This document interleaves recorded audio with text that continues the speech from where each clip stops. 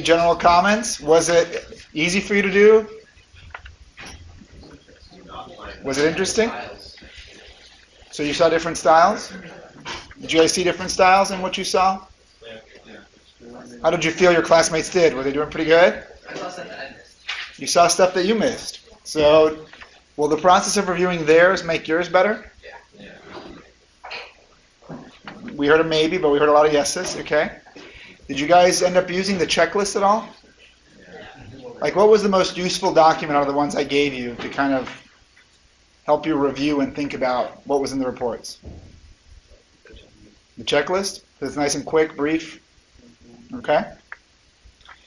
Any other comments you want to make about reviewing other people's papers?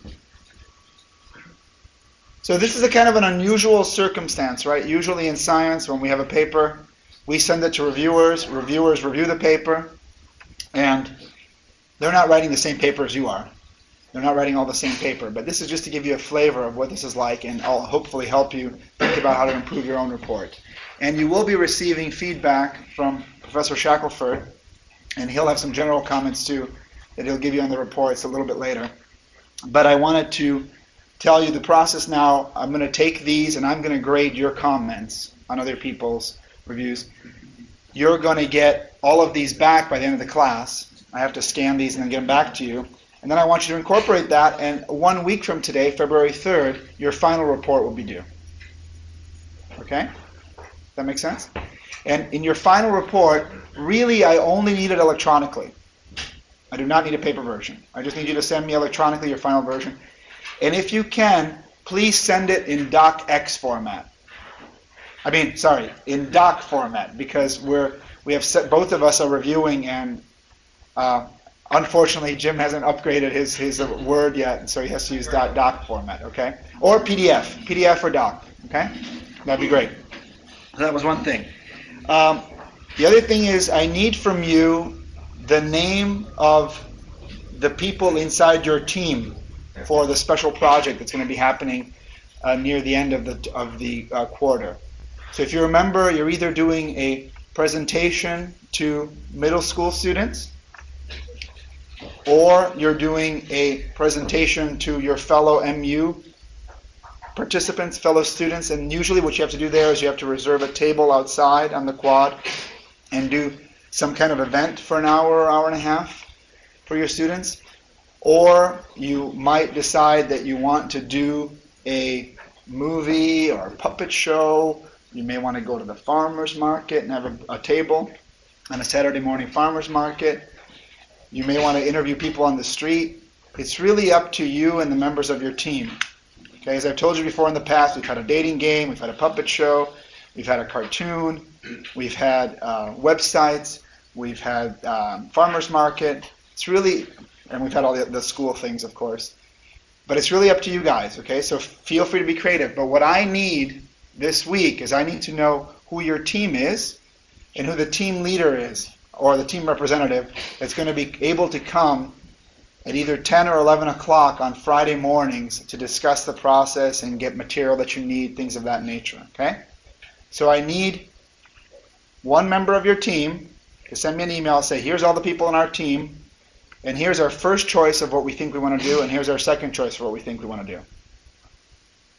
Is that clear? Yes? How many people should be in a team? Well, we have 24 students in the class, so I'm thinking no more than 4. But 4 should be about the right number. That way we have 6 teams. Okay? If you have a project that for some reason really needs 6 people, let me know, and we'll consider it, of course. But 4 should be about right. In the past, that's been a good number. Okay? So you can do one of the things that I mentioned, or you can do something else. That's really up to you guys. Okay?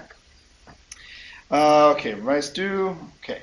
And I'm going to go over the quiz now, briefly, just to let you know a few things that I noticed, a few misconceptions. In general, the average was 7.9 on this quiz, and the standard deviation was about 1.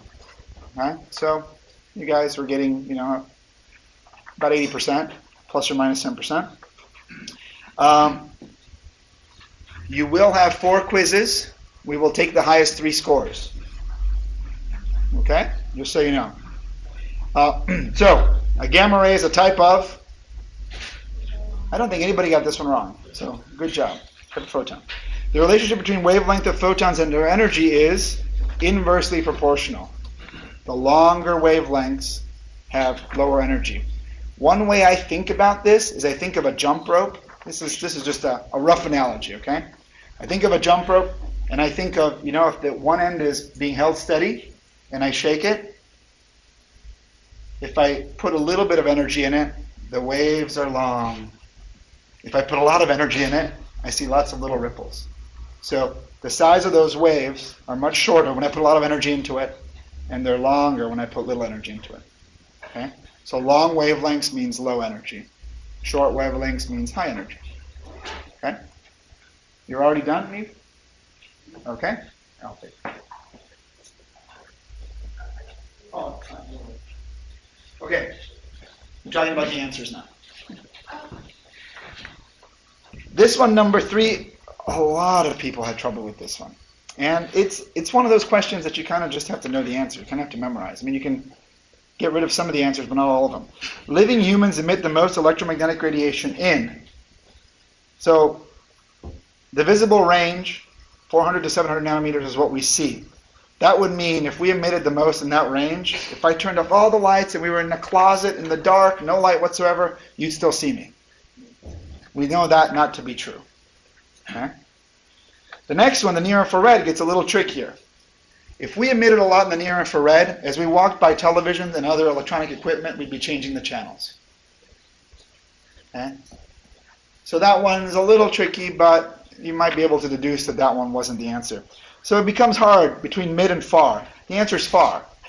Okay? Our peak, well, one way to remember it is around 10,000. 10,000 nanometers is our peak of emission. Okay? But this one is one of those things, you kind of need to know that part. You just need to memorize that fact. We were able to measure the size of your hair with light because of light diffraction. Okay? It wasn't absorption, because otherwise we wouldn't have seen any light go through. Refraction's tricky. Refraction means the bending of light inside the hair. There was some of that happening, but that wasn't the primary light that you were seeing on the other side.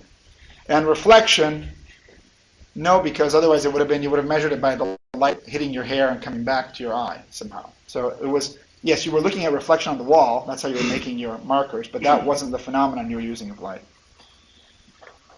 This one, 5, I think someday I'll have to reword it. But fluorescent lights are called fluorescent because I'm not asking you to describe all the properties of fluorescent lights. I'm asking you to tell me why they're named fluorescent lights. They're named fluorescent lights because they create light through fluorescence. They do emit what we consider white light. They do emit many different colors. But really the answer is they create light through fluorescence, because an incandescent bulb creates white light and also emits light of many colors. Lots of other lights do the same thing there, but none of them make it through fluorescence. Okay? So that one's a bit tricky. And bioluminescence is different from fluorescence in that it is caused by a chemical reaction. This one, I think everyone got that one right. So when a photon interacts with tissue, name at least 3 things that can happen. So your common ones are the light reflects, the light refracts or is bent, the light is transmitted, goes through. Those are common ones. And another common one that comes up a lot is the light is absorbed. What you have to think about in your head, and I was easy on the grading on this, some of you gave me just examples of different things that happen after light is absorbed. You told me coagulation of blood. You told me heating of the tissue. You told me chemical changes in the tissue. Those are all results that happen after light is absorbed. Okay? So if those are the only examples you gave me, I had to take a little bit of points off.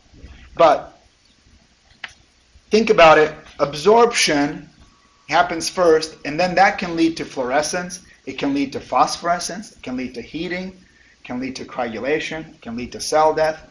Those are all based on the photons being absorbed first. Does that make some sense? Okay. The other things are not based on absorption. Light reflects, there's no absorption. Light is bent, there's no absorption. Light transmits, there's no absorption. Okay? Absorption then is the special category that has all these other things that we think about a lot in biophotonics. In terms of labeling the components, really pretty much all of you did very well on this, except some of you forgot to explain how this diagram relates to biophotonics. Okay, that's where there was some difficulty. But you've got a light source, you've got some material that you're studying, usually something biological in biophotonics. You've got a detector, sensor, CCD, whatever you want to call it, that is picking up how the light interacted with the tissue, and then you've got something that interprets that information. And this is the basics of a biophotonics experiment. That's the simplest way to put it. It's practical biophotonics is encased in this diagram. Okay? Are there questions about that? Okay. So you guys, this is kind of a standard format. You'll have some multiple choice. You'll have some long answers. And this is actually how the final will look too. It'll have a combination of both. Okay? Okay. Well, with that said, I'm going to introduce Ana Corbacho, who you saw last week, and she's going to be talking to you about molecular biology. Good morning.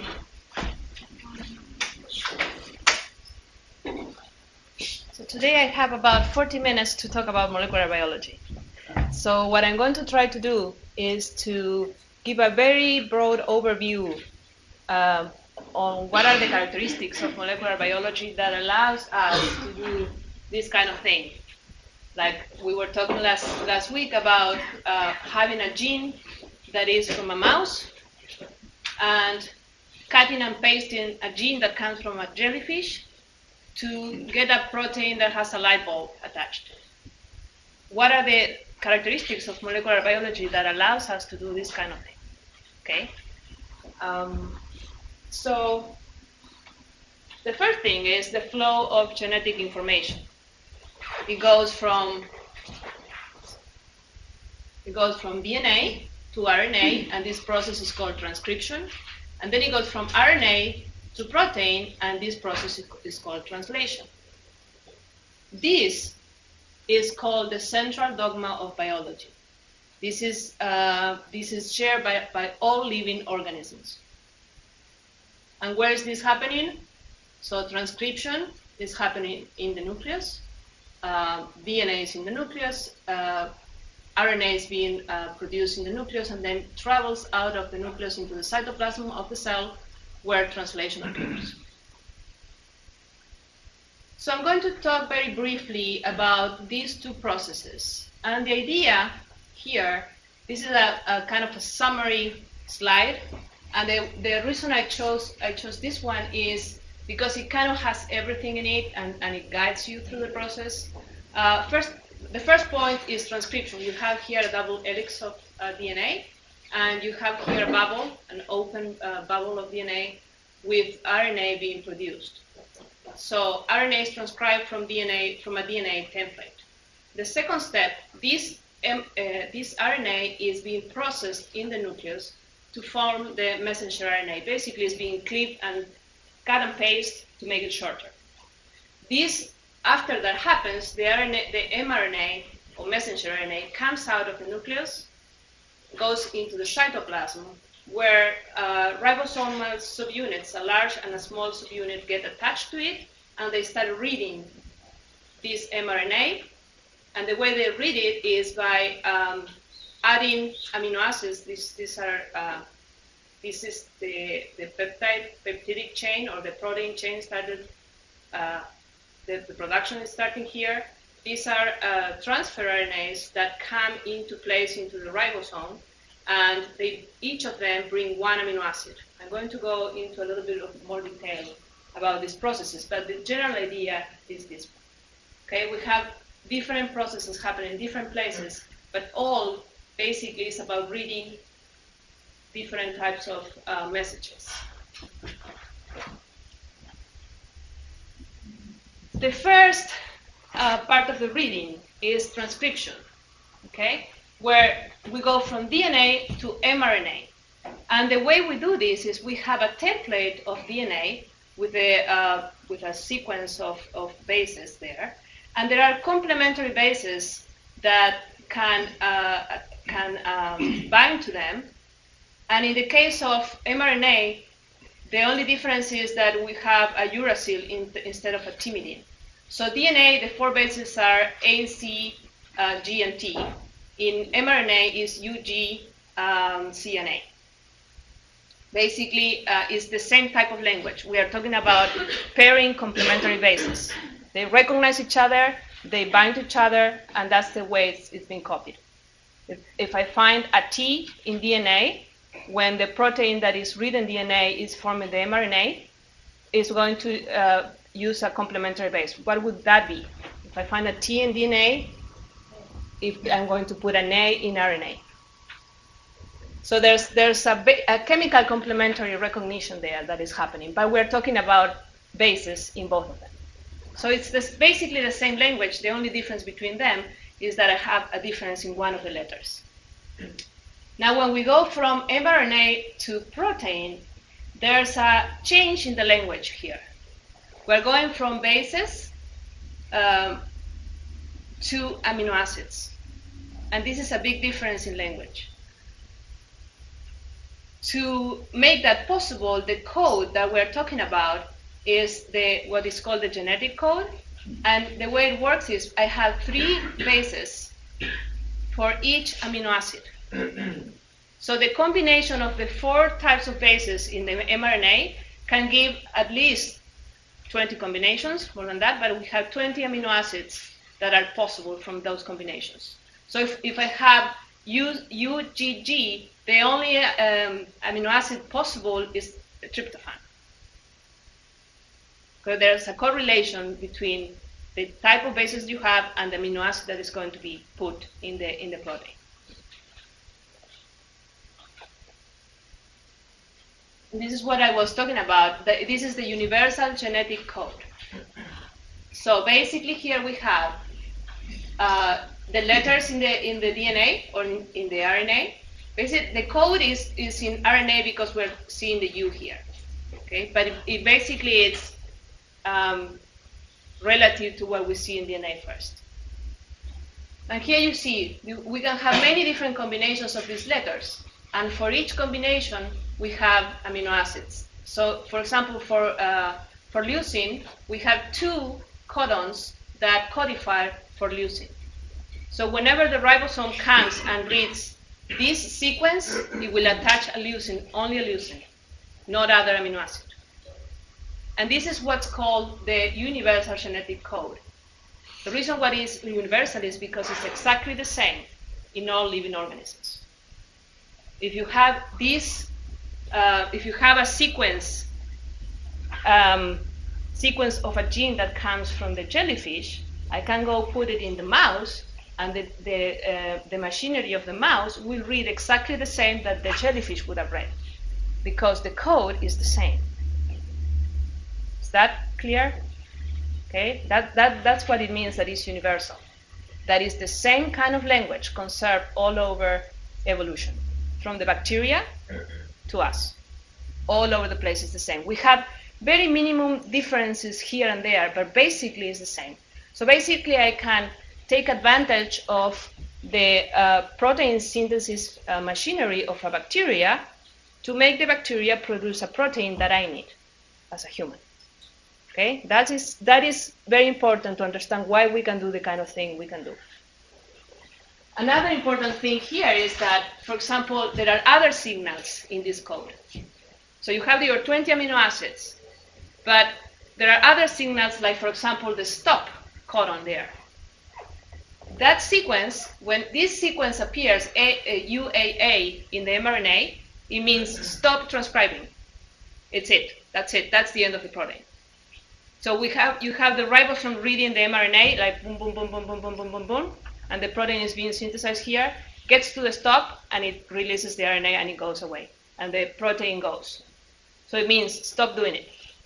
So these kind of signals are also conserved and are very important. You have to have some kind of language to communicate, and that language has to be very consistent if you want to have the same result all the time.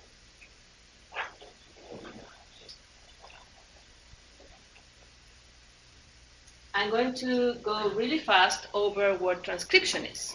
And when I'm showing these processes, what I want you to kind of remember is the general idea of what's happening. I don't expect you to remember all the factors that are involved because all of them have names and there's no need to remember that kind of thing, but the general idea you need to remember. So in transcription, this is happening in the nucleus, and what happens is the DNA is being copied to RNA. So here you have your double helix of DNA, and there's a sequence here called the promoter. This is a gene, okay? And the beginning of the gene is called promoter. That part, what is telling, what is talking about that is about, this is the initial site of the gene. So basically, to that part of the gene, you're going to have proteins that come and attach and say, yes, this is the beginning of the gene. Start transcribing from this point forward, not in any other place. So that is a very important sequence, the promoter. It tells you where to start. There are factors here that attach to here that are called transcription factors, and there are thousands of transcription factors. There's not only one that attaches there. There are many. Like, for example, you may have 10 transcription factors that need to come and attach to this region for the gene to start being transcribed. If you don't have all of them, nothing happens.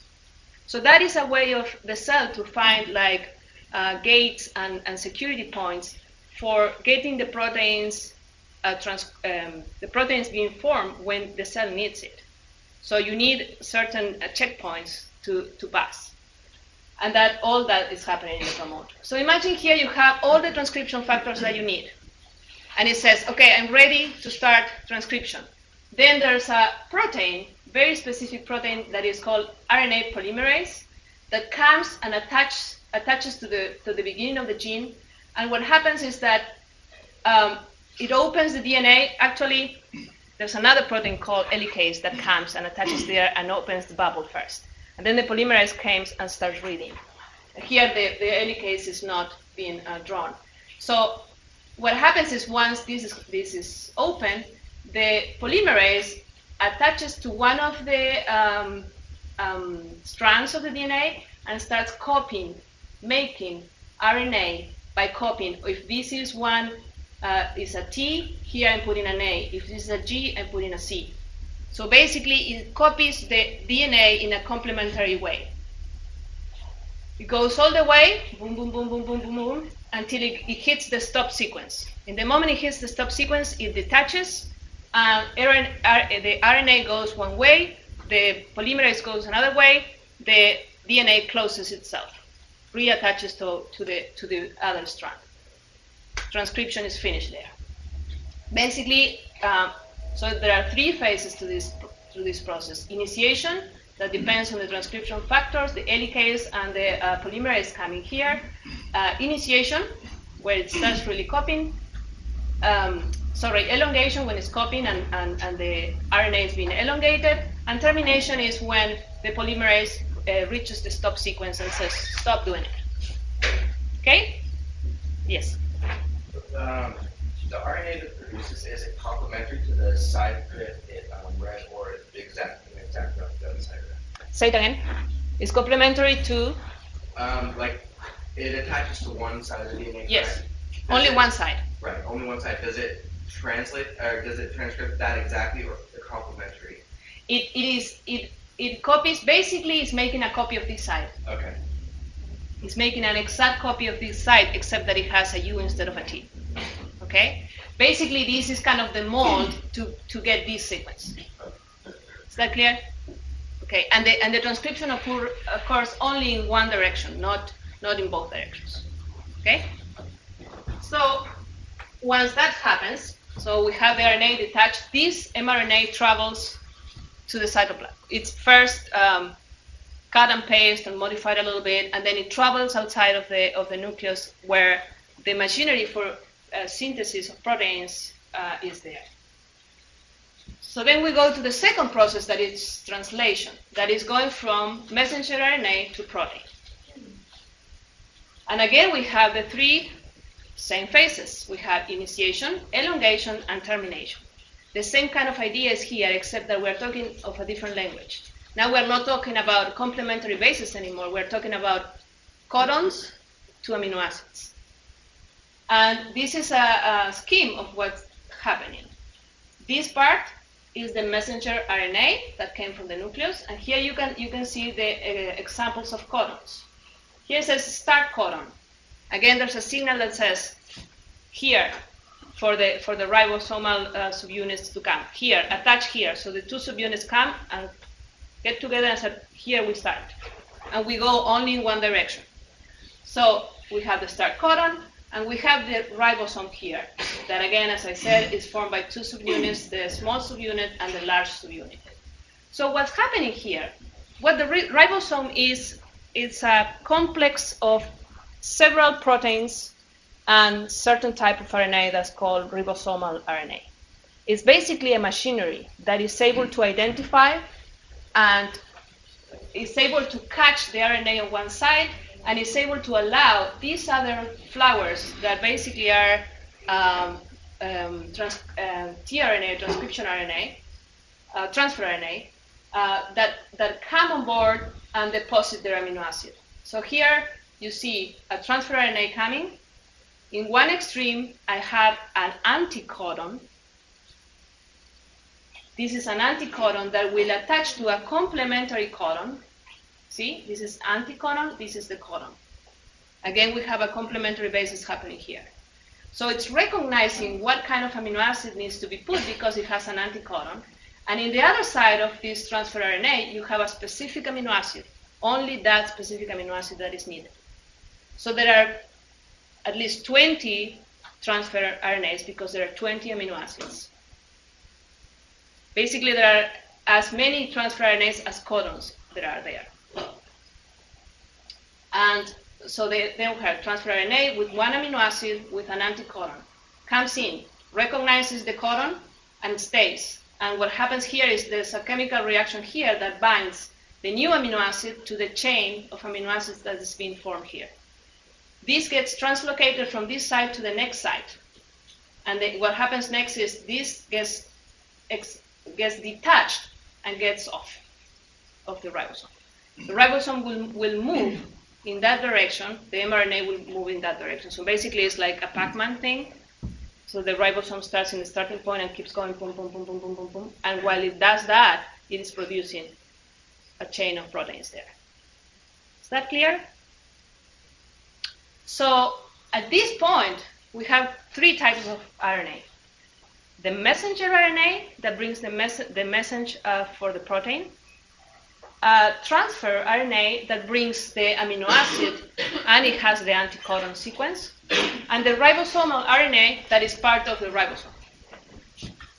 And we have a big complex of proteins reading the sequence of mRNA. All that is happening in the cytoplasm. Are we cool so far? Kind of?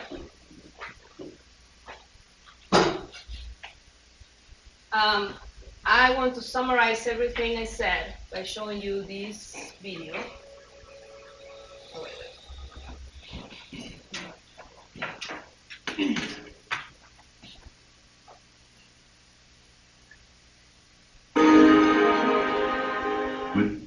Where is the... No, that's a matter.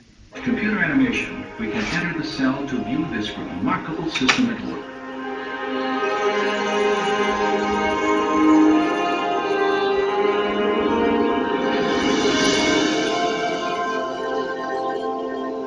After entering the heart of the cell, we see the tightly wound strands of DNA, storehouses for the instructions necessary to build every protein in an organism.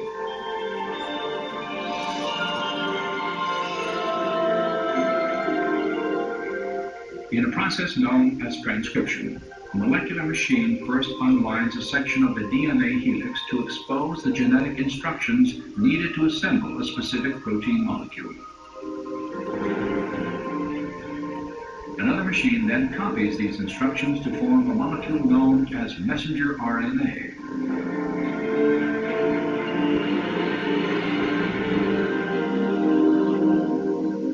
When transcription is complete, the slender RNA strand carries the genetic information through the nuclear pore complex, the gatekeeper for traffic in and out of the cell nucleus.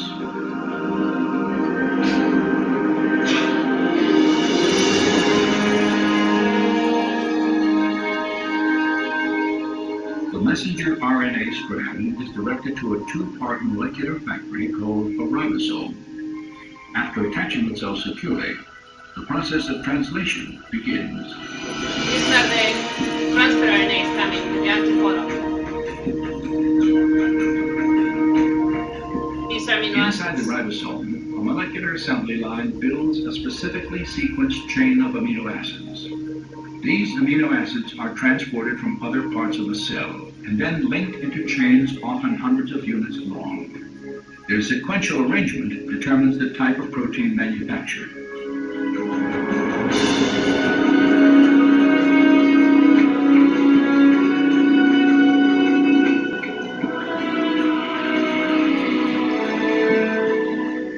When the chain is finished, it is moved from the ribosome to a barrel-shaped machine that helps fold it into the precise shape critical to its function.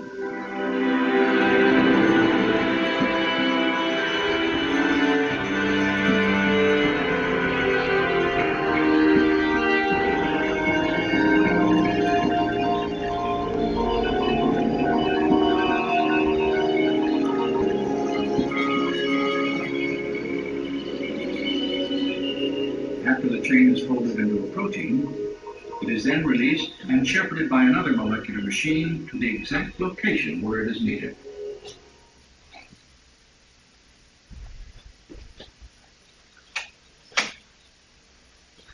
Is that kind of clear? I mean, yes. What happens to the messenger RNA afterwards? It gets destroyed. It gets destroyed after it's been transcribed several times. So once there is showing only one example. So they are showing only one ribosome coming. Basically what happens is once that ribosome moves and leaves the starting codon free, another one attaches. How do they know how many to attach before it's destroyed? It's regulated. There are enzymes that will destroy the message in a certain point, and it's different for each messenger. It really depends on the protein and how it's regulated. There are many checkpoints for that. But basically that mRNA will be destroyed. And the reason for that is that you need to only have transcription when you need it. If you had that on all the time, then it would be no control. Any other question? So the big concept is here we have two different languages, bases that are complementary at the level of DNA and RNA. And when we're going into the level of transcription, we have a codon and anticodon that are complementary bases, but translating to attaching now a different type of molecule that is an amino acid. The language changes, and that's why it's called translation. If you think about languages in general, English to Spanish. When you go from English to Spanish, you are translating. So that's the kind of concept. You're using a different language. And where you are transcribing a text. So the first process is called transcription. When you're transcribing a text, you're just going from something that somebody said in English to writing it in English. It's still the same language. So if you don't remember, make that association to make it a little bit easier. Yes? Is there any particular reason uracil is used in RNA rather than thymine? Like Uracil instead of thymine? Yeah. Why it's designed like that? Yeah. I don't think it's clear why. Like, why it was designed like that? No, there's no reason for that. It just is. It's just the way it is. Yeah. It's just the way it got to happen. Yeah. That's the kind of question that is like a little bit of a, well, I don't know.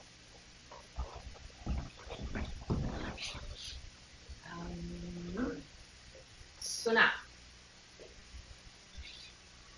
there's another process. That is that one that helps the DNA duplicate itself. So when you have one cell that is going to divide and produce two identical cells, the first thing that you have to do is duplicate everything in that cell so you can split it in two. And the most important thing to be duplicated there is the genetic code that is inside, is the genome of that cell. All the other things you can kind of fix on the way, but the DNA has to be perfect. So that process for which the cell duplicates the RNA is called replication. It's an exact replica of itself. And for this one, I'm going to show another video. So we kind of go a little bit fast. The idea here is we have the DNA that is a double helix. Now we have to open that DNA and start copying, making an exact copy of DNA. So now we're going to be copying both strands, the parallel and the anti-parallel strand. Both of them needs to be copied because basically what I'm going to do is I'm going to separate these two strands, and one strand will go with one DNA and the other strand will go with the other DNA. So they will be templates for the new ones. Once you have all these separated, you have two identical ones.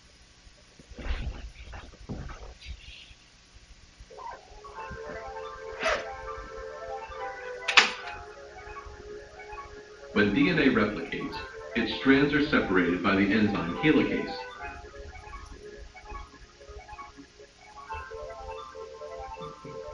Single-stranded DNA binding proteins keep the strands from reannealing. One DNA strand encodes the leading strand, which forms from its 5' to its 3' end, using DNA polymerase III. No problem here, but the lagging strand presents problems. It has to form from 5' to 3' too. It forms in pieces called Okazaki fragments.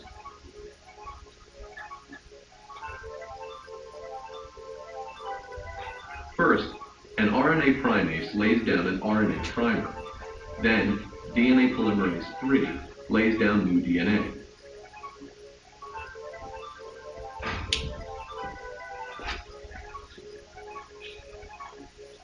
The process repeats again and again.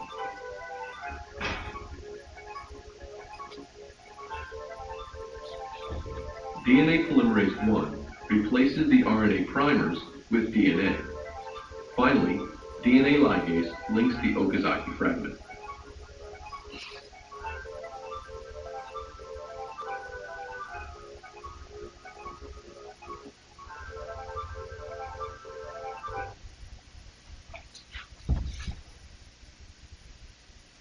So as you could see, it's more complicated than just copying here, because now we have two strands, and one of the strands can be copied directly. So I don't know if you know enough about the structure of the DNA, but basically you have anti-parallel strands. What is the chemical structure on how those bases are put together. So one goes like this, and the other one goes like this. So they are anti-parallel. One goes from 5' to 3', and the other one goes to 3' to 5'. It's the way that they can attach to each other. And that's no problem for anything else than replication. Because when you have those anti-parallel things and you open that bubble, the protein, the polymerase that comes and produces DNA can only read from 5' to 3'. It cannot read backwards. So that's why you're having what they say there is the Okazaki fragments. Because you have the closed DNA here, and then what happens is this opens a bubble like this. And this one, that goes from 5' to 3', can be read continuously in this direction. So the protein attaches here, and it goes all the way without stopping. To read this other one that is as an anti-parallel, the enzyme, when it's open at the beginning, it can't attach here because here is closed. There's nowhere where to go. So it has to have some room until it can attach. Now it attaches, and it will read in this direction. But what happens? It attaches here, and the rest is not done. So then another one has to attach here and read from here. And it goes like it starts and stops. It starts and stops. And it's creating fragments. It's not a continuous strand. So now you need a protein that comes and says, attach these two fragments. So basically when these proteins go, you have what is called the Okazaki fragments that need a ligase to come and close this nick to have it complete. The reason why I'm making emphasis in this kind of process is because we can take advantage of those enzymes. Now we have a lot of basic knowledge that allows us to put it together the way we want. And we have, this is not all what is there, but these are examples of things that are used to do genetically engineered organisms. You have very specific signals. You know what bases are needed to produce certain amino acid. You know what bases need DNA to copy mRNA. Once you have the code, you know how to do that. Okay? Theoretically and practically, you can do that. There's a universal code. So you know which codon will correspond to which anticodon in the transfer RNA and which amino acid is going to be put there. Because the code is universal, no matter what organism we're talking about, the code is the same. So I have a sequence from a jellyfish, and I know how to do it. Doesn't matter. There are very specific signals that say start reading here and stop reading here. And if I know those signals, I can put them wherever I want. Right? I can create my own gene. I can create the gene I want, design it with the sequences of amino acids I want because I know the code, and then I say stop here or start here. The nature has designed these signals. And then to do all these kind of things that I'm saying is so easy to do. It's not that easy, but I'm simplifying. We have all these kind of proteins to take advantage of. We have something that is a helicase that separates two strands of DNA. We have something that is a DNA polymerase that is able to copy DNA into DNA. So it's able to copy DNA and make copies of the same DNA over and over and over. I have things like our RNA polymerase that is able to copy DNA to RNA. And it just reads the universal code and it does what it has to do. I just have to put them in the right conditions for them to work. There are things like DNA ligase that is able to anneal two extremes of DNA, two fragments of DNA, like these ones that were the Okazaki fragments here. This is the normal situation where this enzyme would work. But if I put two extremes, two fragments of DNA in the right conditions, that enzyme will come and fuse them. So I can attach two extremes of DNA wherever I want.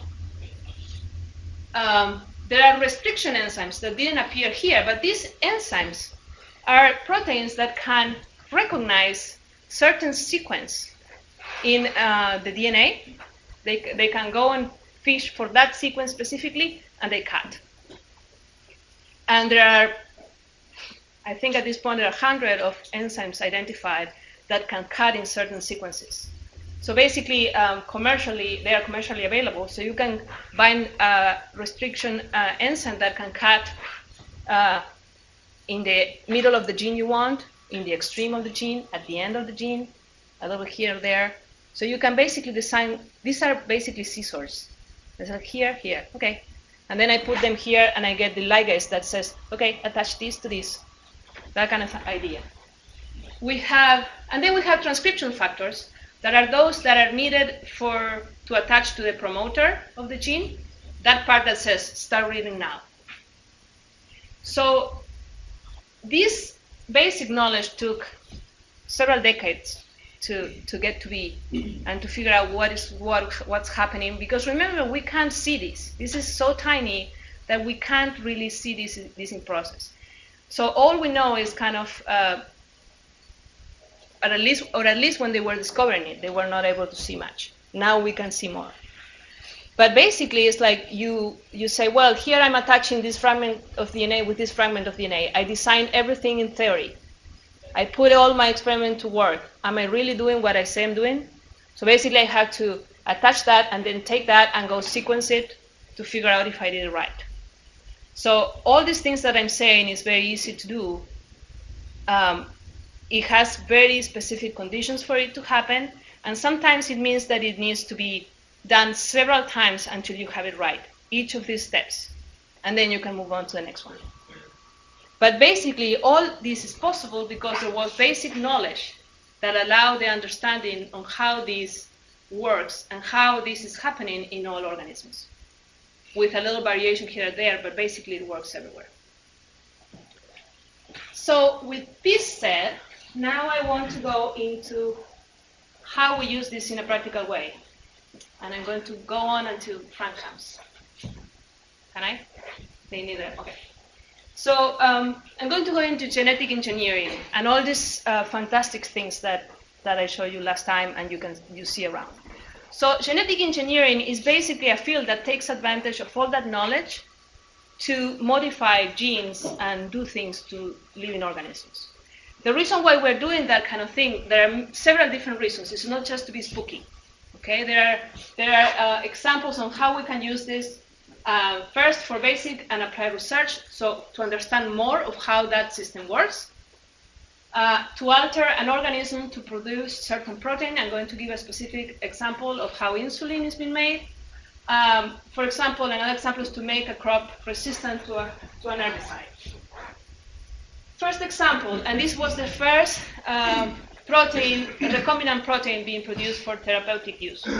Before they did this, insulin was needed to be extracted from pigs. That is the closest to the human insulin that we can find in nature. But the way they did this was, okay, we know the gene, we know that the pancreas produces a lot of insulin. So basically, the cells of the pancreas will have a lot of mRNA that is coding for insulin.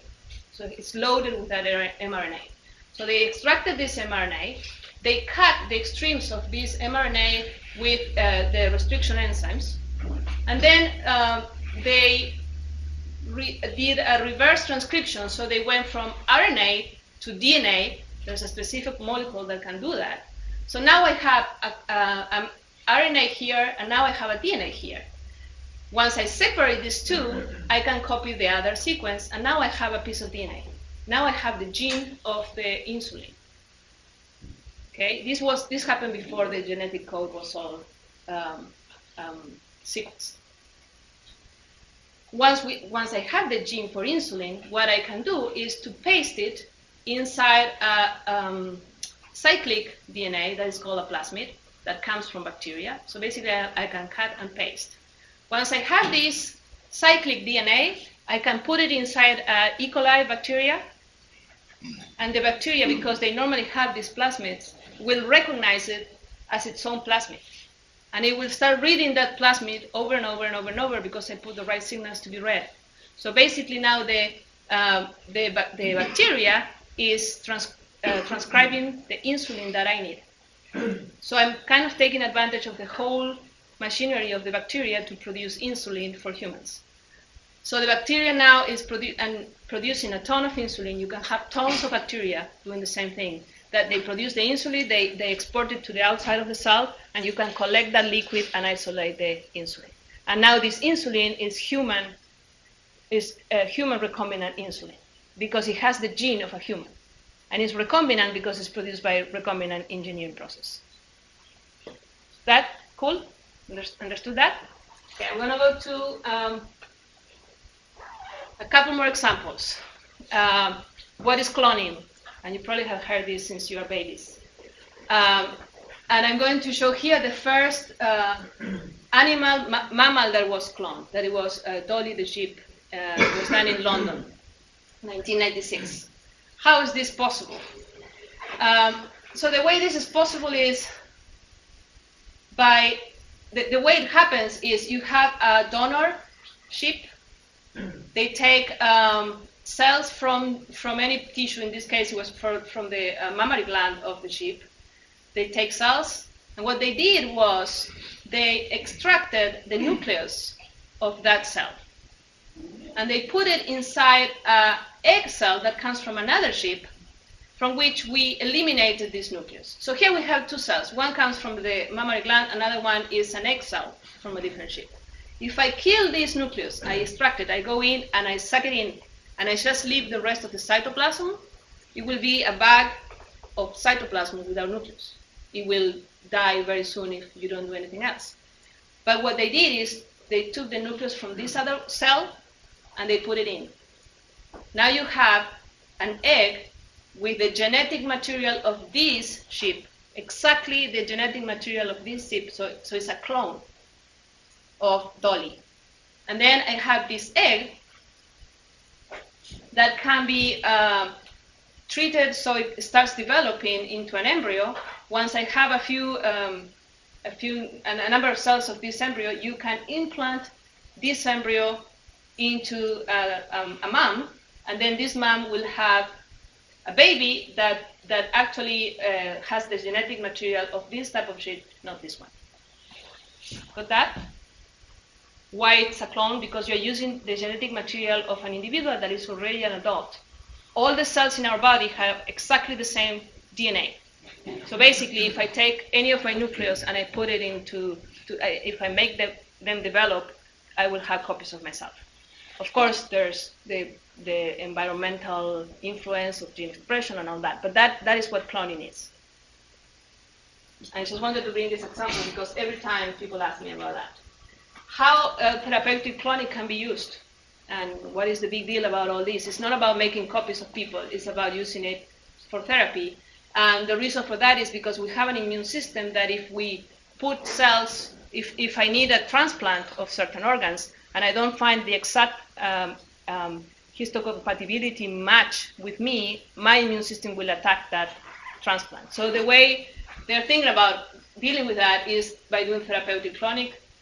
We have a patient with a disease. The idea is that we would take cells from the adult and then get the nucleus of those cells and put it into an empty egg, and then you would have kind of a small embryo that could be cultured and induced to develop into certain cell types. Okay, and then you could use those cell types to implant into yourself. Of course, there's a lot of ethical issues here, but I wanted to bring up what it means to use cloning for this kind of thing. Okay, I'm not saying it's right or wrong. I'm just saying this is the way it would work. And then finally, I want to bring examples of doing this kind of genetic engineering for studying basic processes. One of the most extended practices right now in biology is to make knockout mice. That means you have a mouse with all the normal genes, and you want to study what is the function of certain protein that still is not clear, or you don't know to what extent it's clear. So you have a gene, now we have all the genome of the mouse, and we go and destroy that sequence. We can destroy that sequence by just implanting a little piece of DNA inside, so it's not readable anymore. We can do a lot of things. So basically, you kill the sequence of that specific protein in the mouse. And then you get this mouse to have babies. It's more complicated than that, but and basically you are generating mice without that specific sequence, and you see what effect it has in their health, physiology, behavior, all kinds of situations. This is an example of a knockout mice for a plasminogen, and they found that it affects the size, and they had no clue that plasminogen would be involved in size or growth.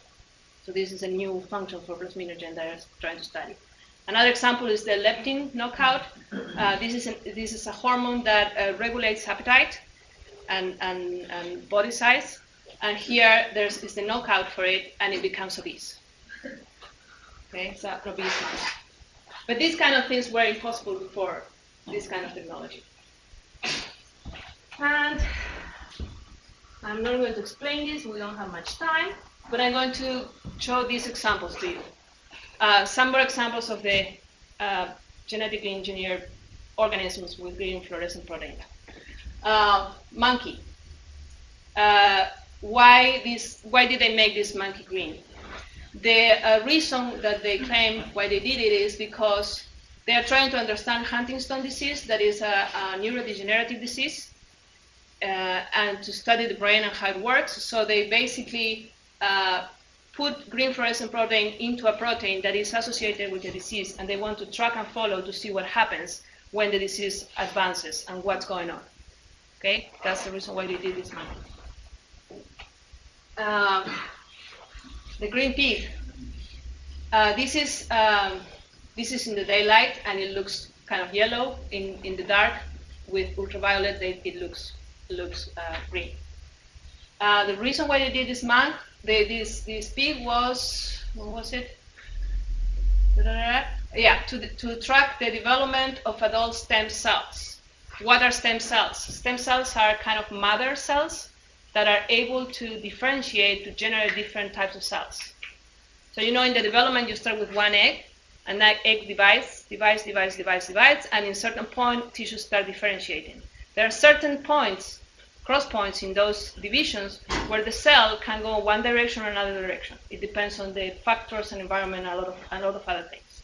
So there are certain points, and those are stem cells that are pluripotent. They can go this way or many ways. Basically, they keep the capacity to go in different directions. And those cells are very valuable because then we can generate the types of cells we want to implant back in an organism. Okay, that's the idea of stem cells. And I'm going to not explain much of this. Red fluorescent cat.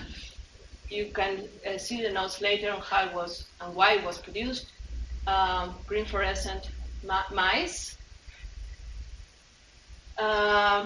This one is pretty interesting. This comes from mice that were transfected with 3 different fluorescent proteins, and the reason to do that is to understand the wiring of the brain. There's no way of understanding which neuron goes to what, because there are thousands of axons going in the same direction. It's very, very difficult to try to understand what is what and how different parts of the brain are connected to different parts. So this is a way they figure out they could do that. If you have different colors, different neurons with different colors, you can figure out where they go. I think I'm going to leave it there. Green fluorescent, red fluorescent puppy. I think that's it. I'm going to leave it there. Any quick question? Of course, there are a lot of concerns, ethical situations around all these issues, and all these ideas for therapeutic use of these that come into the play about ethics. What is, you want to treat a disease and you need to figure out the way it works, and all the other ideas that it's being done just to create a duplicate of yourself. That is basically not the idea for the science behind it, but it comes to. Okay, and your speaker. I had a couple of general comments I wanted to share with you. I'm going to, except for the 2 colleagues that I just gave back the hard copies on, I had a Word document for the rest of you, and I made changes I made comments in tracker mode, so I'll email those to all of you individually, probably over the next hour or so. But I just wanted to kind of share some general comments that we'll also post this on the website, or Marco just may email it to you. But general comments that I think everybody will benefit from. I recommend you should use complete sentences. Some people are a little bit too abstract and brief. You should use figure captions underneath the figures and table captions above the tables. So this is a kind of standard style. As you look through scientific papers and formal reports, you'll see that is done. A lot of you had some very nice illustrations, but they were just kind of floating there on their own. In scientific reports and papers, an objective third-person style is preferred. I know it's a little more common these days to have first-person, we did this, I did this calculation, and so on, but really the traditional, more formal style for a lab report is to be a third-person style. Yeah, question? I was going to say, in the instructions we were given, it specifically told us to use first person. Oh dear, Yes. okay. There is a confusion with that, and it has to do because of you doing the lab report versus publishing a paper. So this was the same confusion we had last year, and we accept both. Yeah, right. So anyway, that's my old-fashioned suggestion. Use a consistent tense. Some people bounce around, between past, future, and present. Past tense usually works best. You're describing an experiment you did in the previous time, so past tense is usually best. Recommend avoiding grandiose introductory remarks and conclusions. I know that laser diffraction may end up leading to the curing of cancer, but in our humble reports, you're not tackling that quite yet. In general, also avoid a conversational style. It should be a little bit more formal and businesslike. Also, please produce your report in one document rather than a separate document for the title page or reference list. It's also good, not in your results section, not just to have tables and graphs, but also to have some verbiage, some introductory paragraphs, some language. And some people didn't use figures. I think all reports will benefit from some visual content, some figures. Again, very much appropriate in this type of report. And also, please do include a list of references at the end of the report, and cite their use where appropriate in the body of the report.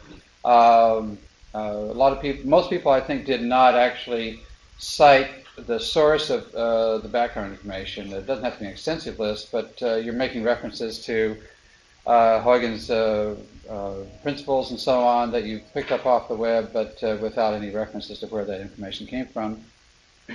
A few grammatical comments I would want you to be aware of. The most common error probably is that data is a plural noun, datum is a singular, so don't say data is, say data are. That's something that a lot of people aren't too sensitive to, but you really should be in a scientific report. The New York Times sometimes scrambles that up also.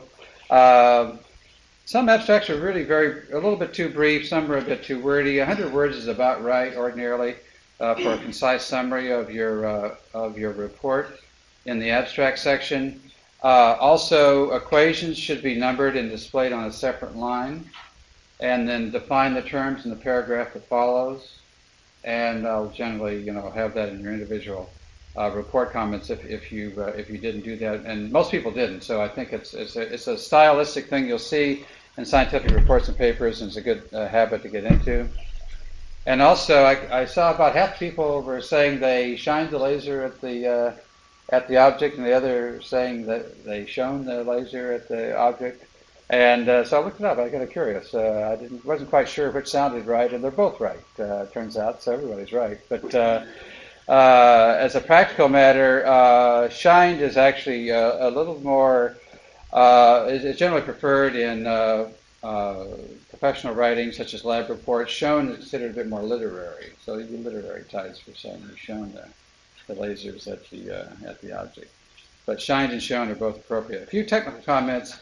For our experiments, I think most people caught this. Marco made an issue of it, but we really cannot legitimately talk about more than 3 significant figures. The 2 significant figures is probably about right in terms of the measurement quality we had, but certainly more than 3 significant figures is not appropriate.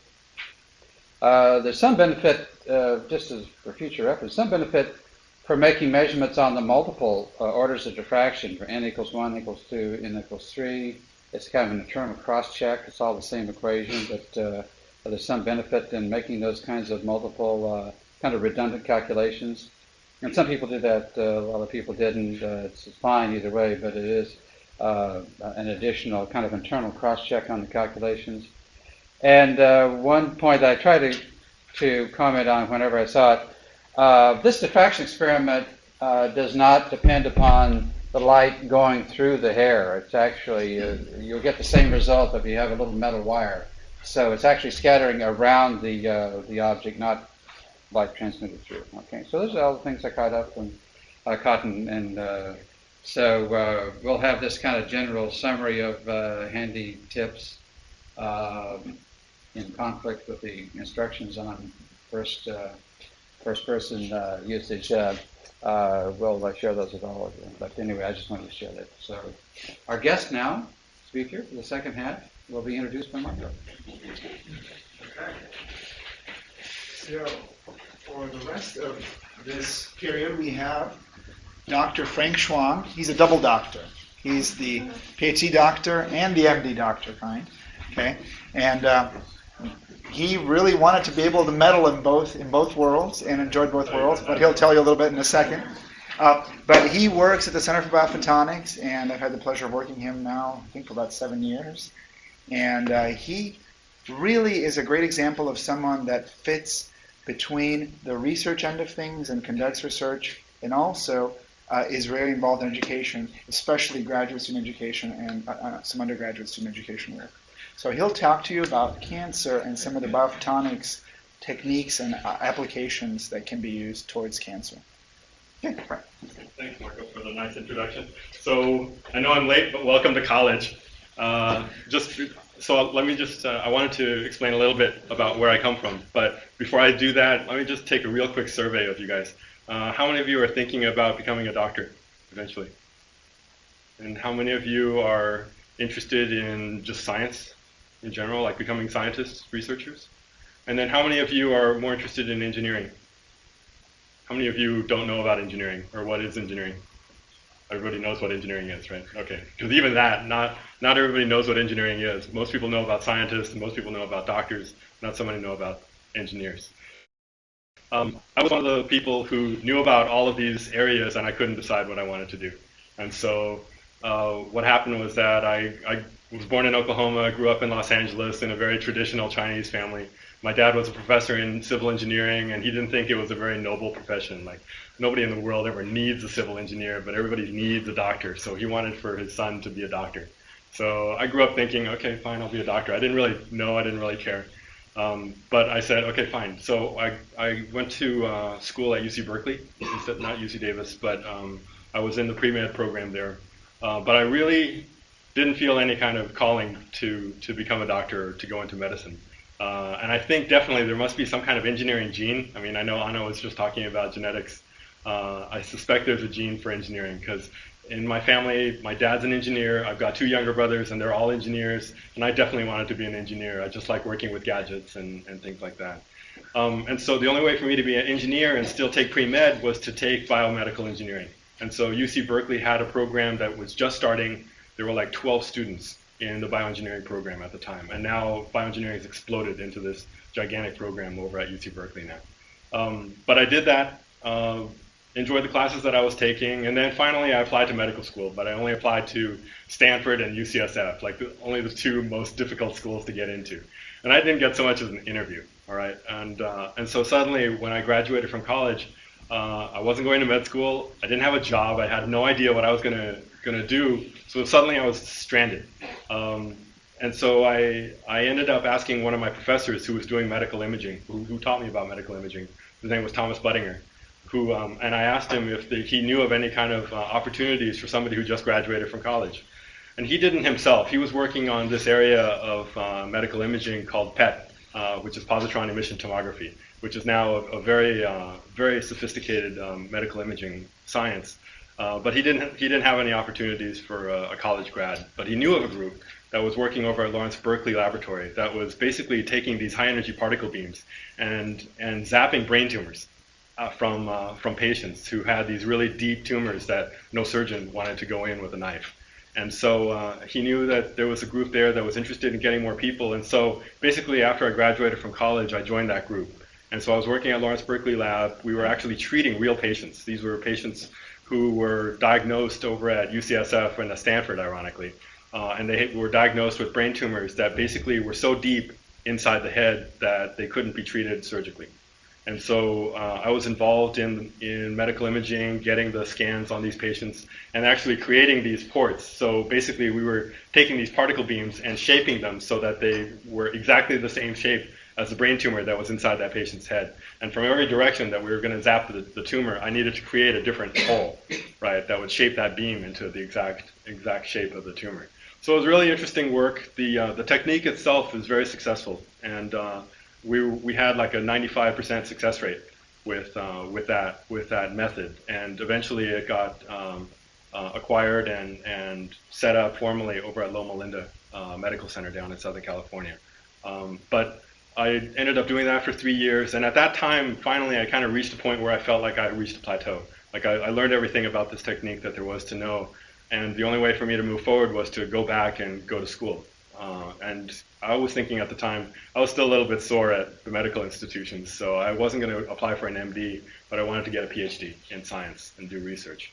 But my boss at the time said, you know, if you're going to do medical research, you really should consider doing a double degree. He himself was an MD PhD, and he was talking about how there's this traditional clash between doctors and scientists, because doctors are the ones who get to touch and work with patients, but they don't have the time to study the science. And so if you want to do medical research, you really need to get that PhD in science.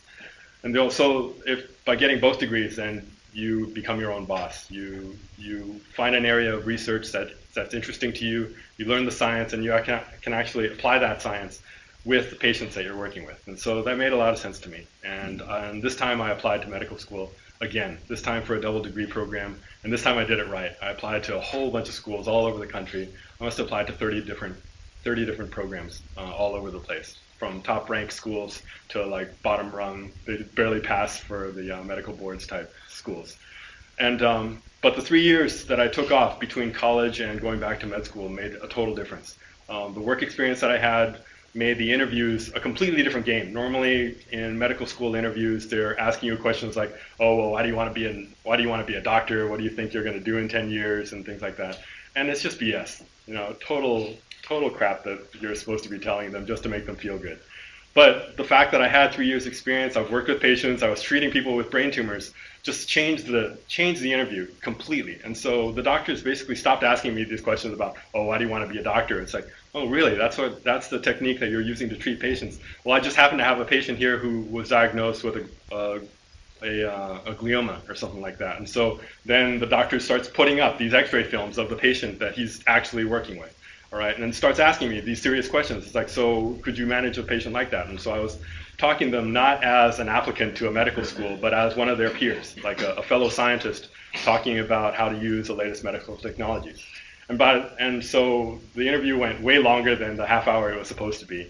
But then at the end of the interviews, the doctors would all say, oh yeah, don't worry, you're getting into medical school. That's not a question. I mean, I just want you to work for me or work with me in my lab on developing these techniques. So basically, I got into every program that I applied to, and so I had my choice of schools. But I got chosen for the MD PhD program in 3 places, and I ended up going to Mount Sinai School of Medicine in New York. That one was right in the middle of New York City, really exciting place to be. Most people want to go visit, but they don't want to spend the rest of their lives there. So medical school is the perfect option. Basically, you can spend 7 years there. Get to really know the place, and then just get the hell out when you're done. And so that's what I did. The MD PhD program took longer than 7 years, though. They advertised that. But in fact, for you to get a serious MD and a serious PhD, it takes as long as any typical MD and PhD student have. So it takes 4 years to get your medical degree. It usually takes about 5 years or so to get a PhD in biological sciences. Right, and so basically the whole program took for me 9.5 years. So from 1990 to 2000, I was in school. I was about 35 years old by the time I was through with all of this, and I still didn't land my first real job. And so, yeah, it's a long haul. All right, and I don't recommend this for everybody. And definitely I can talk to you later, but I mean, these days medical research is highly multidisciplinary. You don't have to go the route that I did in order to pick up medicine, pick up engineering, pick up physics. And that's what basically I am. I'm a jack of all trades. All right. I know basic science. I know about biophysics. I know about engineering. I know about clinical medicine. And so that allows me to be a universal translator at the Center for Biophotonics, where I'm dealing with engineers, I'm dealing with scientists, I'm dealing with doctors. All right. And we're setting up these projects. And so I have to translate back and forth. It's like, what's cancer? What's a laser? What's, how do you build a medical device? And so it's very exciting, especially for somebody like me with a short attention span. You definitely want to have a lot of things to keep you alert and awake. So that's basically my story. And I'm now more than twice as old as I was when I finished college. But I still remember my first year, how I just had no clue going in what I was going to be doing with my life. And I'll bet that probably 8 or 9 out of every 10 of you is going to be doing something totally different 10 years from now than you ever thought, than you could ever imagine, right? And so just keep it in mind that what you're doing now is picking up all these different tools. And even if you just heard of an idea, you don't have to really understand it, but just having heard it, you can recall, all right? Later on, it's like, oh yeah, I heard something about that. And the main idea is that you know where to go for more information, right? That's the point of college. It's not to memorize everything, but to understand the concepts enough to know where to go to learn more if you need it, right? And so my job today is to give you a really quick overview of one important area of biophotonics and how we're applying it in cancer medicine and biology. All right. This is an informal talk, so if anything pops up that you really want to ask a question, feel free to interrupt me. Okay. But why don't we go ahead and get started? So the title is Applying Biophotonics in Cancer Biology and Medicine. My name is Frank Chuang, and I work over in Sacramento at the Center for Biophotonics, Science and Technology. So the basic goals of the presentation, I have three. One of them is to introduce the basic terms and concepts in cancer biology and medicine. Second is to explain why biophotonics is even useful in this area. And then finally, to give you examples of biophotonic applications in cancer diagnostic and treatment. Okay, so cancer terminology. First of all, cancer, all right, is not one disease, all right? It's actually a collection of many, many different diseases. And to a clinical doctor, every one of these different cancers is a whole separate disease. The only thing that ties them together is the fact that there's this one common feature, and that's that the cells are growing and dividing in a way that's totally out of control. Okay. If it happens in the breast, it's breast cancer. If it happens in the lung, it's lung cancer. If it happens in the prostate, it's prostate cancer. But that doesn't mean that these are all the same diseases. All right. It just means that they have the same basic features. A tumor, which is also called a neoplasm, is just any abnormal growth of cells or tissue. These tumors can be either benign or malignant, okay? And benign is just another word for non-cancerous, and malignant is the term for cancerous, all right? Malignant tumors basically are malignant because they grow rapidly and out of control. They basically don't respect boundaries, all right? Most normal cells and tissues, right? I mean, my fingers, right? I have 5 fingers because the cells of my fingers know when to stop growing, all right? I mean, if they were to disrespect boundaries, suddenly I would be getting like 6 fingers or 2 fingers that are fused together, all right? They start crossing all over the place. And that's the problem with cancerous cells, is that they grow out of control and out of proportion to the rest of the body. And the diagrams here are just showing you examples of normal cell division where not every single cell necessarily goes into mitosis. Are you all familiar with cell mitosis? Okay, so not every cell goes into mitosis. Some of them receive a signal to divide, and they do. In the case of cancer, basically every cell, regardless of any kind of signals that it's receiving, just keeps dividing and dividing and dividing.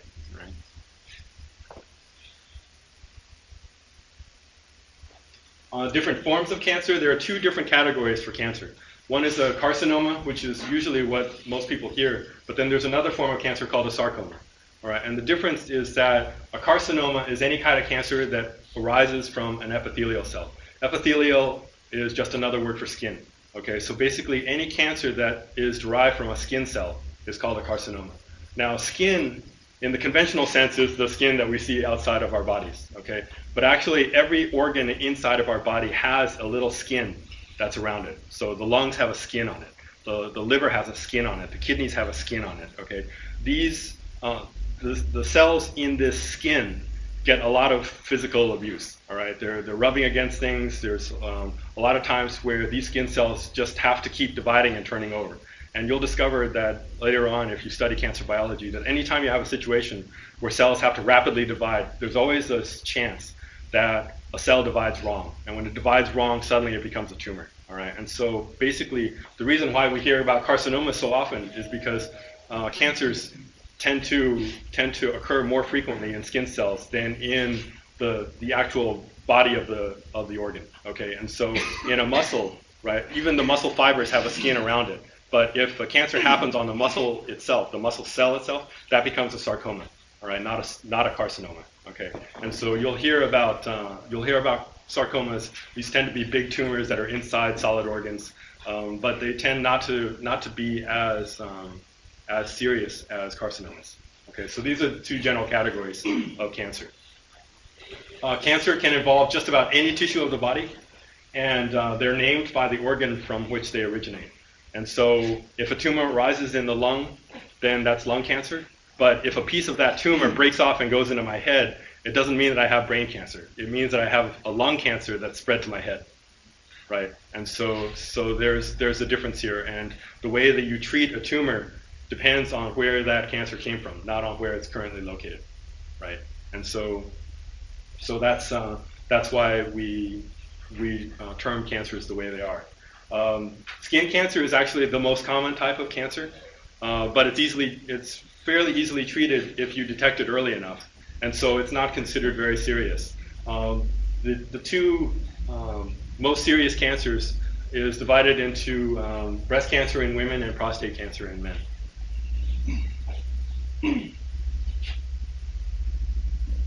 When a doctor makes a diagnosis of cancer, one of the first things they have to do is to characterize it. All right? And the way that they characterize a cancer, aside from just figuring out where it came from, is to figure out its type and its stage.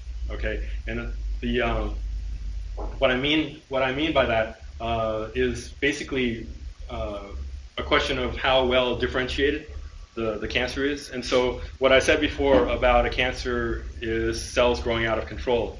A cell can grow out of control to the point that you can't even recognize where it came from. Okay, and when that happens, then that's called poorly differentiated.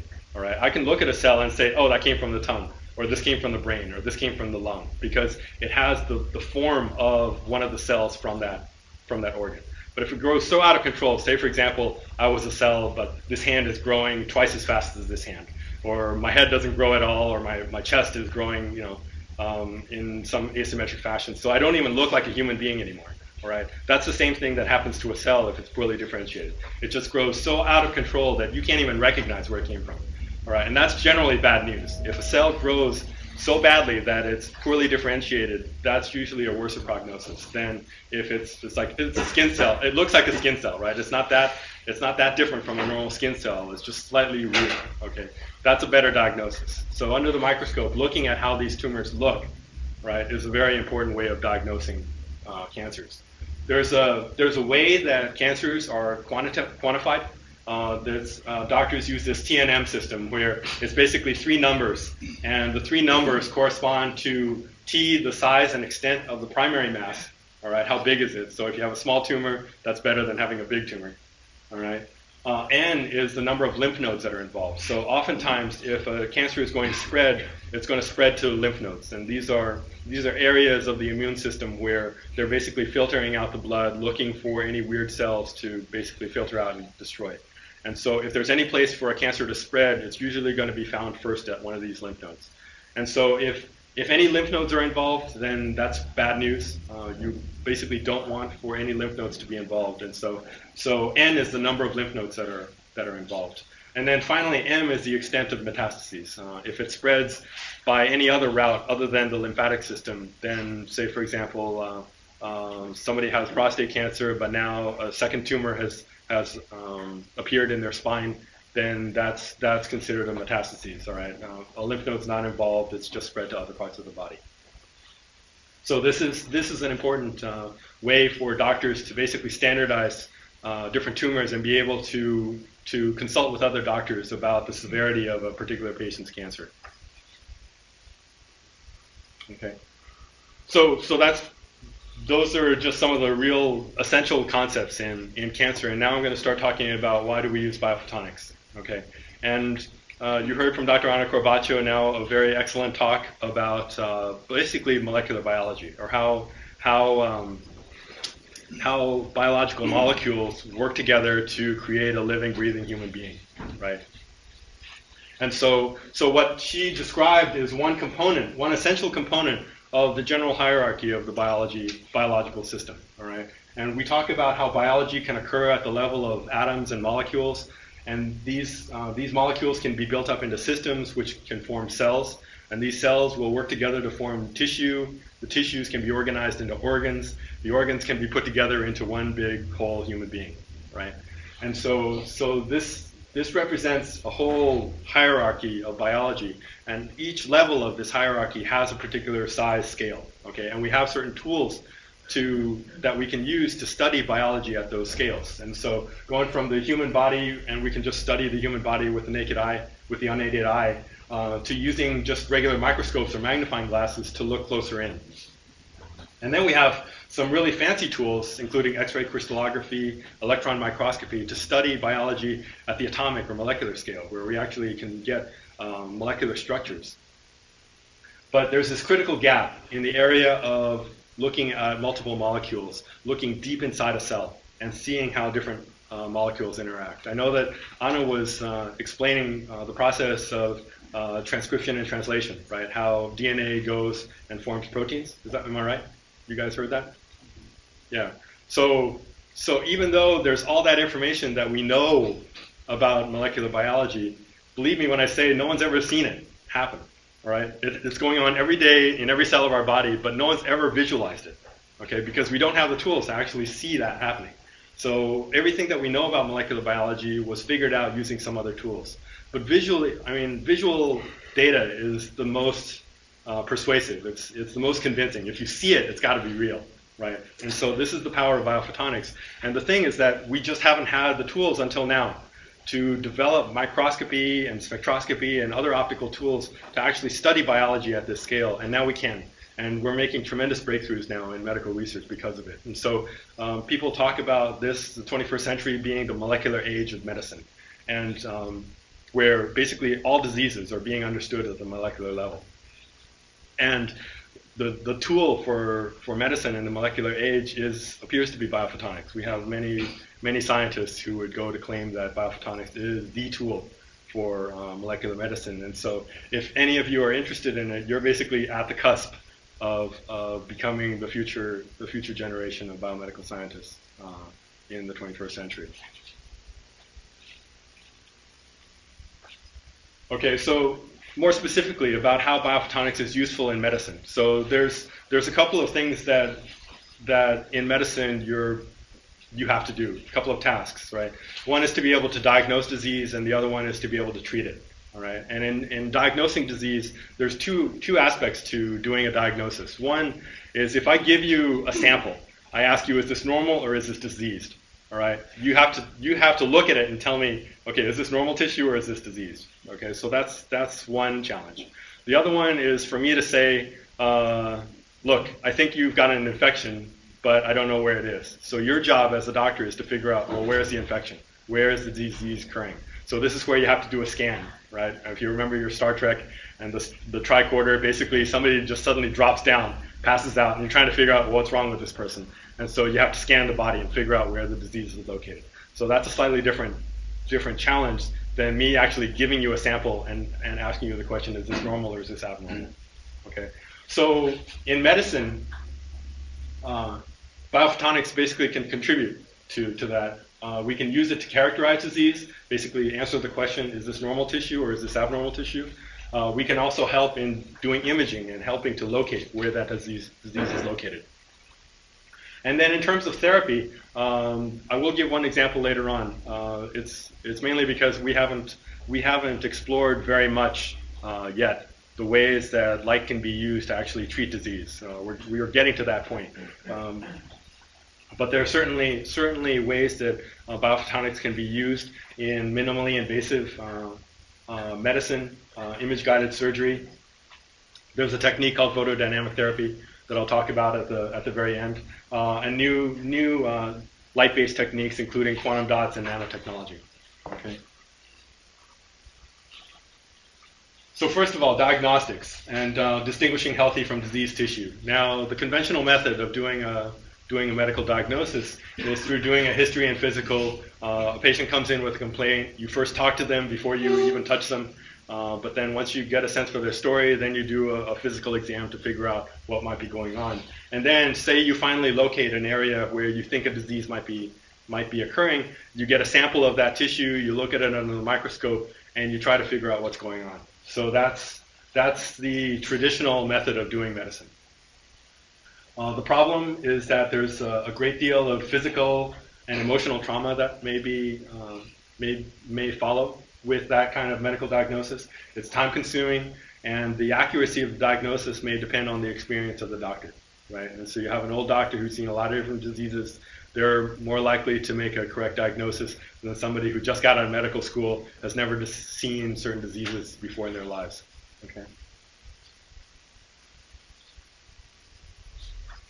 Oh, okay, so hopefully if this works. I just wanted to give you kind of one example of how biophotonics is being used in diagnostics. Take a look at SmartProbe, a new device that could change the way breast cancer is detected. At Lawrence Livermore National Lab, researchers are designing and fabricating this diagnostic needle in conjunction with Bioluminescence Corporation in San Carlos, California.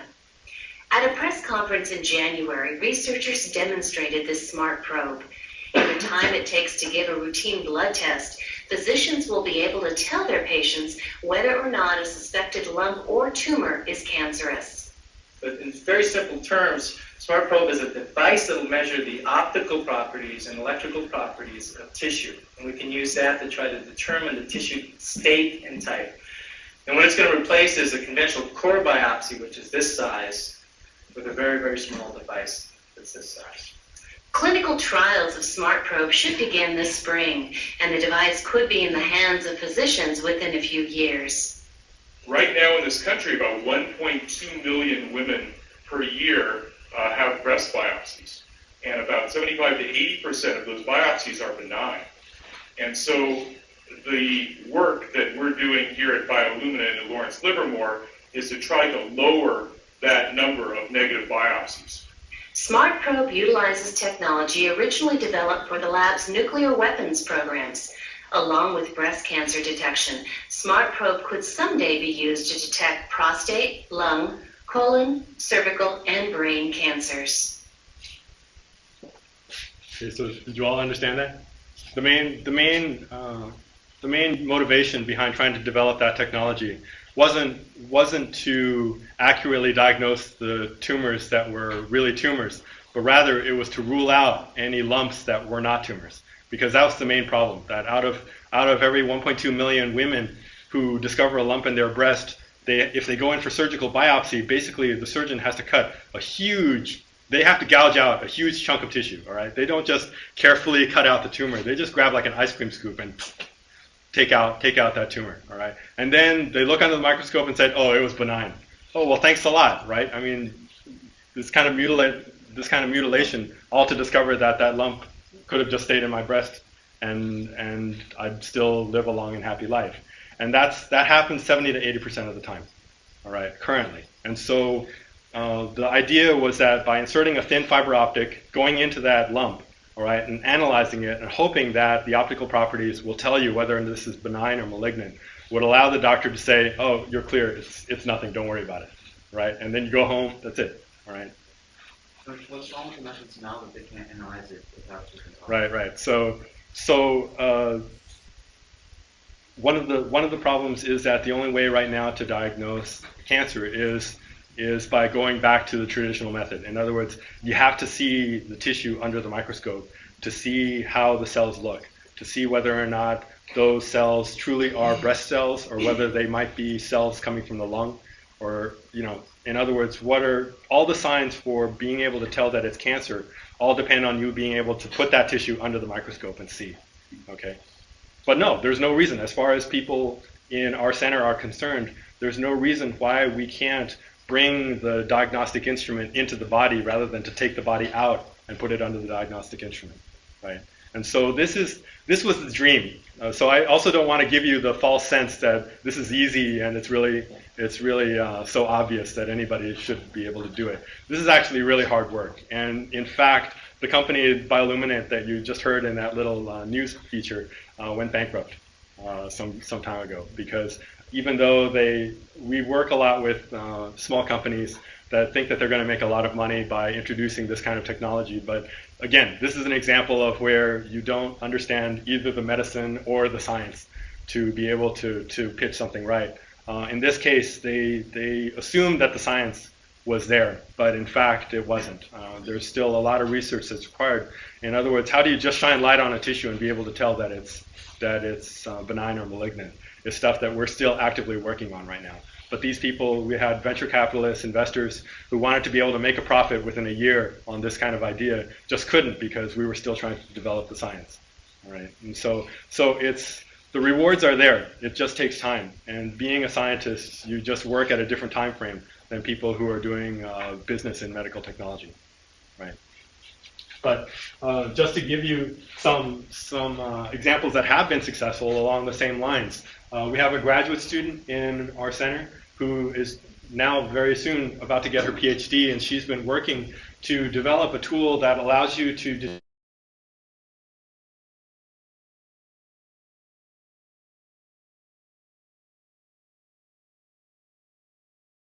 where and your stomach that keeps all the stomach acids from kind of splashing up. But if that valve is stuck open, a lot of times you have this kind of like heartburn where the stomach acids just keep washing up on the esophagus. All right, and when that happens, the esophagus actually responds by starting to change itself into the lining of the stomach. All right, because the stomach itself, why doesn't the stomach get eaten away by acid? Anybody know? Right. So certain cells in the stomach lining constantly are secreting this mucus. All right, and this mucus is this thick, slimy stuff that basically shields the walls of the stomach away from the acid that it's producing, hydrochloric acid. Right. The esophagus, basically, when it keeps on getting splashed by this hydrochloric acid, starts saying, well, screw this, I'm going to turn into the stomach. And so actually some mucus-producing cells start growing in the esophagus. Okay, and so if you look, actually, these are pictures of the esophagus under different conditions. This is a normal-looking esophagus under white light. If it's been exposed to acid for a long time, it starts looking red and inflamed. Over time, it'll start converting into this thing called Barrett's esophagus, where now if you were to take a sample of this tissue and look under the microscope, you'd swear it was stomach. All right, it's not esophagus anymore. Okay, that in itself is not cancer. Okay, that's just basically a transformation of the tissue. But in the process of that transformation, maybe 1 out of 1,000 or 1 out of 1,000,000 cells suddenly decides to go wrong, all right? And now suddenly you've got cancer developing, and this is full-blown esophageal cancer inside there. So the main task, all right, there's thousands of people in the United States who have Barrett's esophagus, all right? But the question is, how many of those 10,000 people are going to develop esophageal cancer? And so is there a way for us to actually look at, basically on a physical checkup, just look at the esophagus to see whether or not there's any early signs of esophageal cancer, right? Conventionally, if I had to do this using our current methods, I would have to always take a sample of esophagus out, look under the microscope, and see whether or not there's cancer. But then there's a chance that I'm sampling the wrong part of the esophagus to detect it, or I just don't have the expertise to see that it's actually cancer, all right? But you've only got a certain amount of esophagus before you kind of run out of tissue, right? I can't go on sampling tissue every year to check for esophageal cancer. And so the graduate student is Bevan Lin, and she's been developing a technique where she's basically shining ultraviolet light inside the esophagus to see how the esophageal tissue is glowing back. So there's this process of autofluorescence, where actually there are molecules in all of our cells that will produce light if you shine ultraviolet light on it. All right, and depending on the quality of that light that's shining back, we actually can get information that's very similar to looking at that tissue under the microscope. Normally you have to take the tissue and stain it in order to see where the nuclei are, to see what the shape of the cells are. But it turns out that just by shining ultraviolet light and collecting these images, she can actually tell the difference between normal esophagus and abnormal esophagus, right? And so don't have to do anything. You don't have to cut pieces of esophagus out. You just shine ultraviolet light really quickly out there, get a picture, and then be able to make a reading whether or not it's normal or abnormal. So it's working. We're getting to the point that we can actually start doing things that we said that we could do about 5-10 years ago with that breast cancer probe. And when you get an abnormal result with that, does that mean it's cancer, so does that mean to do further testing? Further testing, right. So we're not at the point that we can make that positive conclusion. But, for example, if we wanted to at least say, well, it's normal, right? In other words, we're not sure yet whether it's cancer, but we can tell you definitely it's not cancer, right? Even that would be a benefit. If it was developing the cells like the stomach, does that give an abnormal mutation, or would it look still normal? Yeah. So to an experienced pathologist who's basically familiar with how the stomach looks, they could probably make that call. Say, well, it's definitely not esophagus, but at least it looks like stomach. That's good. But if it doesn't look like esophagus and it doesn't look like stomach, then you're in trouble, right? Then it means that, okay, it's something else. We got to go do more testing. So that's basically what we're trying to provide right now. So there's still the issue of needing experienced pathologists? Yeah. To analyze the data? Yeah. Yeah, so as an engineer, you can't pretend to be able to do what a pathologist is able to do. So a pathologist gone through medical school, looked at all these different diseases, looked at hundreds of slides, thousands of slides, to be able to become familiar enough looking at an unknown sample to say what kind of tissue that is, where it comes from, is this normal, is it abnormal. So you still need their expertise.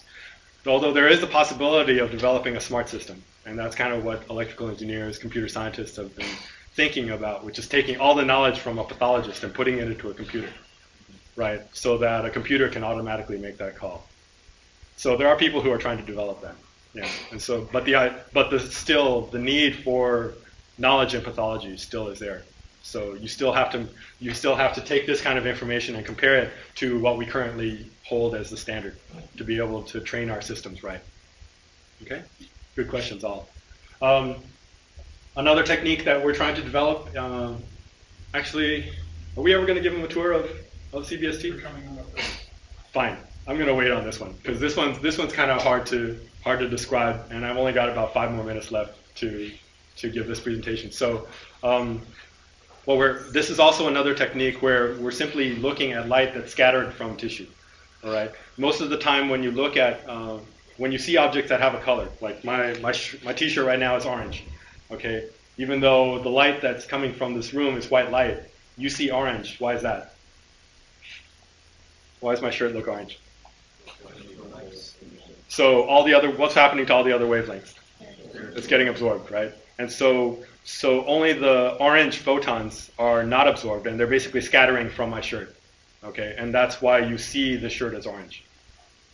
So believe it or not, 1 out of every 10 million orange photons, one out of every 10 million orange photons that are hitting my shirt are not getting scattered as orange. They're getting scattered as red or yellow or green. All right, you don't see it because there's so few of them, but actually there are. Okay, and the reason that they're scattering a different color is because those orange photons are interacting with the chemicals that are inside the shirt, the pigment chemicals. All right, and when it interacts that way, if I were to collect a spectrum of all those off-color photons, that's called a Raman spectrum. Okay, and that Raman spectrum is actually a profile of all the chemicals that are inside this shirt. And so basically, by shining light and getting a Raman spectra, I can tell you about the chemistry of this shirt. So I haven't done any kind of analytical chemistry. I didn't have to snip a piece of my T-shirt out to look in a test tube to figure out what the chemicals are. Just by shining white light, I was able to figure that out. So the same idea is being applied right now to look at cancer cells. All right, to be able to just shine light on a cancer cell and tell whether it's cancer or whether it's a normal cell. And we're doing this in leukemia to try and help improve diagnosis of leukemia. And it turns out now with stem cells, we can also identify stem cells this way.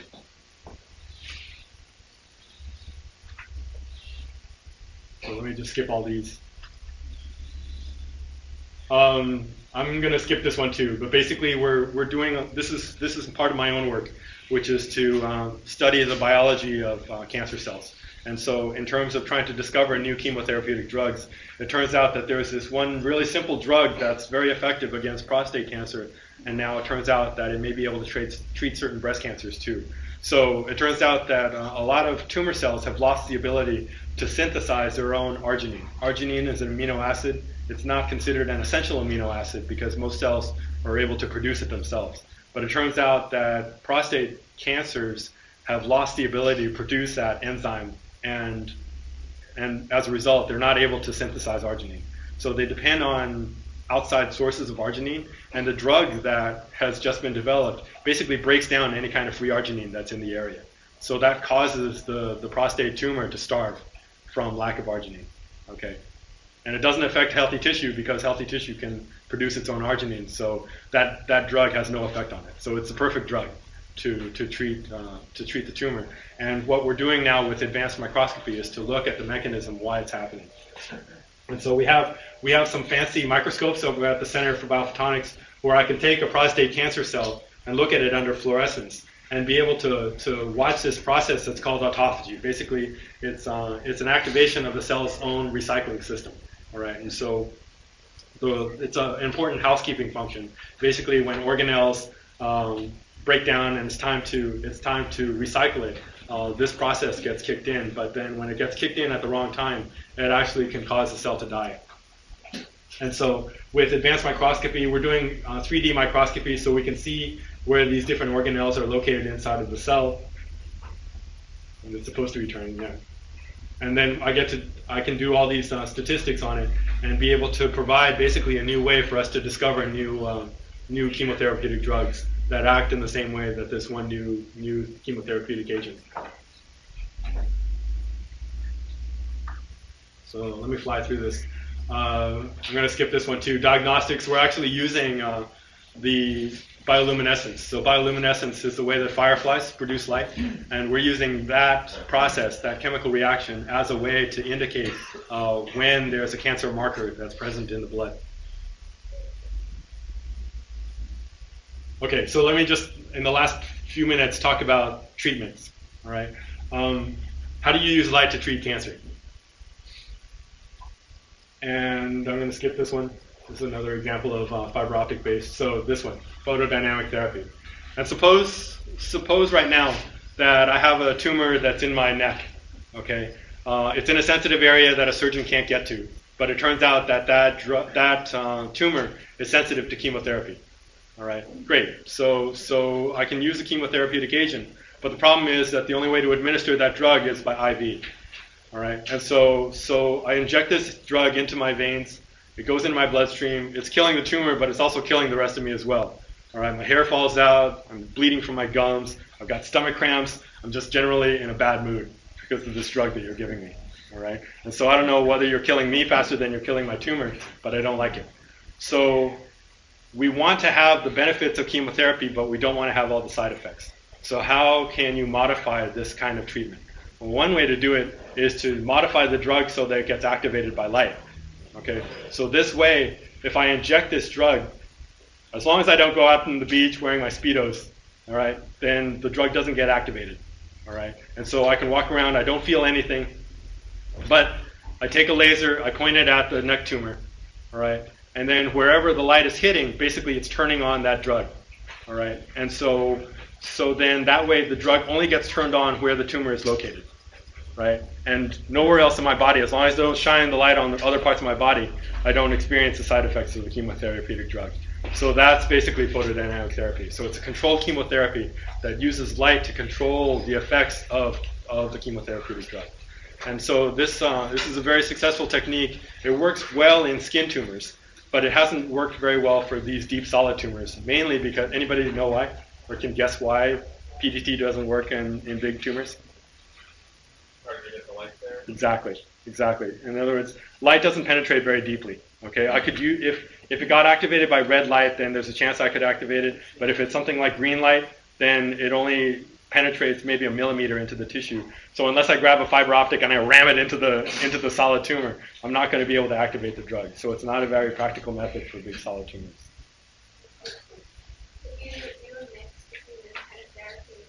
Yeah, absolutely. And so you can envision that a surgeon might be able to cut most of the tumor out, but now they just had to leave a portion of the tumor behind because it's either too small or too deep. They just can't get to it. And so you can imagine cleaning up the rest of the tumor using this kind of technique. Yeah, so you're thinking exactly along the same lines that we're doing.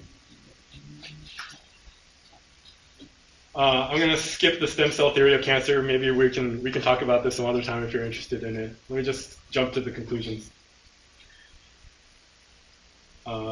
Basically that biophotonics is highly interdisciplinary, like you've seen in this talk. Basically, I'm introducing science terms, engineering terms, medical terms. All right, and so it's this kind of field. You're putting a lot of tools on your belt. All right, and that makes you more capable as a researcher to be able to use all these different words, all these different concepts, to combine it into something that's really ultimately useful for saving people.